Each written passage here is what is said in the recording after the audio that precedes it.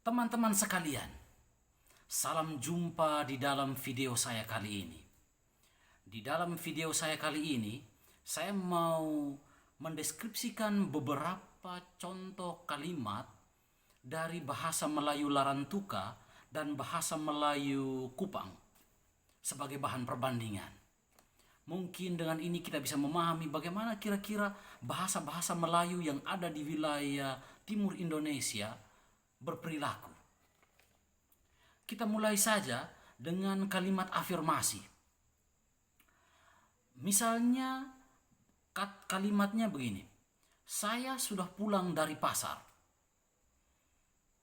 Di dalam bahasa Melayu Larantuka, kita sobale pasa. Kita sobale pasa. Di dalam bahasa Melayu Kupang disebut besu pulang dari pasar. Besu pulang dari pasar. Kalimat berikut. Mama sudah pulang dari pasar. Bagaimana? Di dalam bahasa Melayu Larantuka disebut emma sobale pasa. Emma sobale pasa. Di dalam bahasa Melayu Kupang, mama supulang dar pasar. Mama supulang dar pasar. Berikut. Bagaimana kalau kalimatnya kami sudah pulang dari pasar? Kami sudah pulang dari pasar. Bahasa Melayu Larantukanya katora sobale pasa. Katora sobale pasa. Bahasa Melayu Kupangnya katong supulang dari pasar. Katong supulang dari pasar. Contoh yang lain, bagaimana kalau kalimatnya itu pagi-pagi Mia sudah bersorak-sorai. Pagi-pagi Mia sudah bersorak-sorai. Bahasa Melayu Larantukanya pagari-pagari Mia soba sora buah babasa. Pagari-pagari Mia soba sora buah babasa. Bahasa Melayu Kupangnya pagi-pagi Mia supede penggar gantang. Pagi-pagi Mia supede penggar gantang. Sekarang kita pindah ke kalimat negatif. Kalimat penyangkalan. Misalnya, saya tidak mau. Bahasa Melayu Larantukanya, kita te mau. Kita te mau. Bahasa Melayu Kupangnya, beta sonde mau. Tetapi beta sonde mau itu terlalu formal.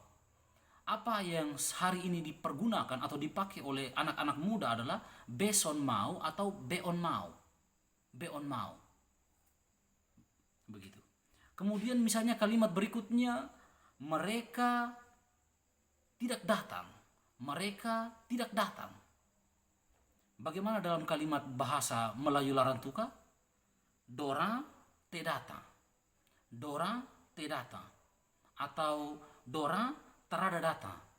Dora terada datang. Bagaimana dengan bahasa Melayu Kupang? Dong sonde datang. Dong sonde datang.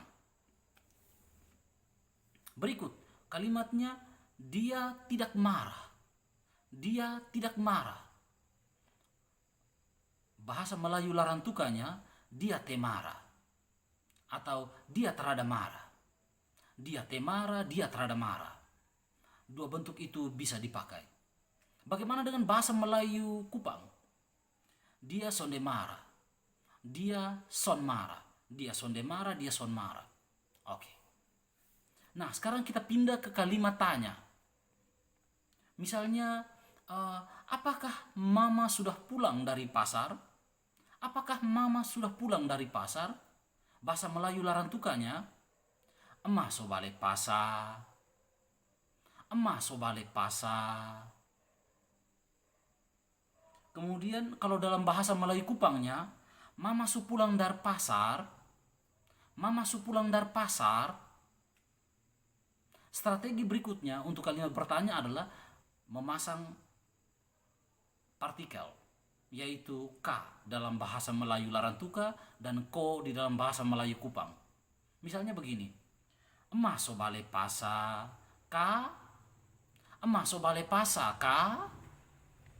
Di dalam bahasa Melayu Kupang, Mama su pulang dari pasar kok. Mama su pulang dari pasar kok. Berikutnya itu kalimat apakah dia tidak mau? Berikut misalnya apakah dia tidak mau? Di dalam bahasa Melayu Larantuka, no te mau. Oa te mau. Kalau di dalam bahasa Melayu Kupang, nyong son mau. Nyong son mau. Nona sone mau. Nona son mau.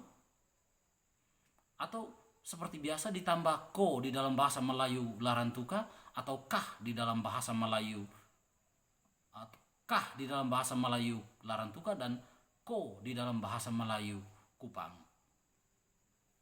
No te mau kah?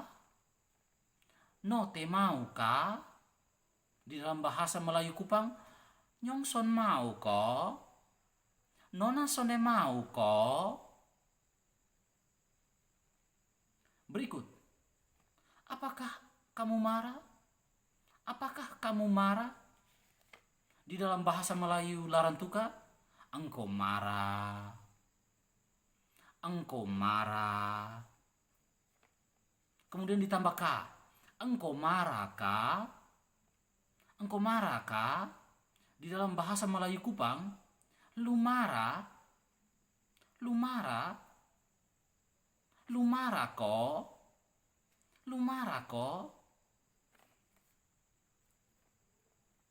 Itulah contoh-contoh kalimat-kalimat sederhana di dalam bentuk afirmasi, negasi maupun tanya pada bahasa Melayu Larantuka maupun Melayu Kupang. Terima kasih sudah menonton video saya. Jangan lupa untuk subscribe pada akun video channel ini. Terima kasih.